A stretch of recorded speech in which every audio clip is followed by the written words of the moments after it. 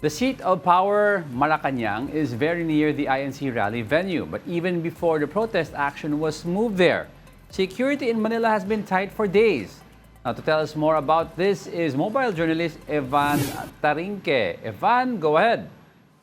Yes, Diego, no, nagsuspindi na nga ng klase sa mga pampubliko at pribadong paaralan dito sa Maynila. Kasunod pa rin yan sa nagaganap na kilos protesta ngayong araw. Dito nga sa likuran ko, no, Diego, ilang araw na tayo nagmamonitor dito. Pakita pa rin natin yung situation.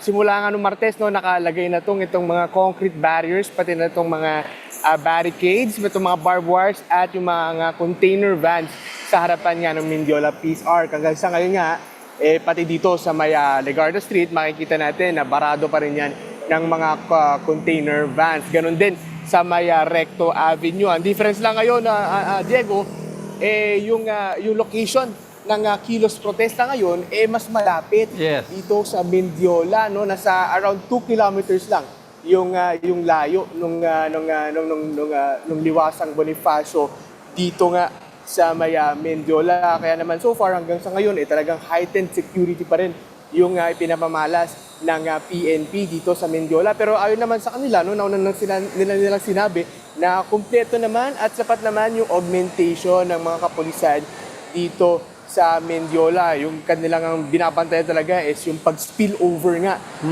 nung mga rallyista na dumating dito. Pero so far wala pa namang datos or information na tayong nakukuha na dumarating dito. Pero nilinaw na naman ng MPD, no, na sa mga Freedom Parks lang pwedeng magdaos ng pagtitipon o kaya naman kilos protesta. No? Itong mga Freedom Parks ito kasi, Diego, no, hindi talaga kinakailangan ng permit. No? To secure dito sa Maynila, merong 4, no, Diego. Yan nga yung sa may Liwasang Bonifacio, Plaza Miranda, Plaza Dilao at Plaza Moriones. And currently nga, yung ino-occupy ng mga nagkikilos protesta ngayon, itong Liwasang Bonifacio. Pero so far sa ngayon, no, Diego, makikita natin maliwalas at wala pa rin namang dumarating o nakakalusot na magkikilos protesta dito sa Mendiola. Diego. Evan, kanina we were talking to Francis Rivera at yung background niya, makikita mo yung, well, may mga, of course, yung mga police officers, ang dami nakabantay doon. Sa iyo, sa lugar mo, it looks relatively peaceful, no? Pero saan ba nakabantay ang police dyan na given a heightened alert na nga because nasa Manila? Are they focusing the contingent sa Liwasang Bonifacio doon ng containment area or meron pang naka-deploy dyan na anti-rally police?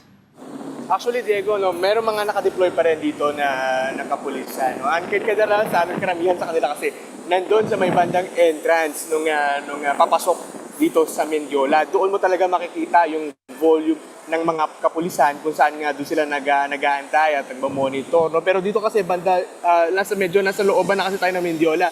So usually ang makikita natin dito kung saan nakapark ngayon yung ilang mga police mobile. No? Sa harapan natin, andyan yung listahan ng mga police mobile na nakabantay. At dito naman sa likod na to, sa may bandang Legarda Street, merong position dyan yung mga kapulisan na medyo nakasilong lang sila ngayon dahil medyo tirik yung araw ngayon, no? So usually merong mga kapulisan dyan laging nag-monitor. Kanina nagkaroon din ng monitoring dito yung ilang mga kapulisan.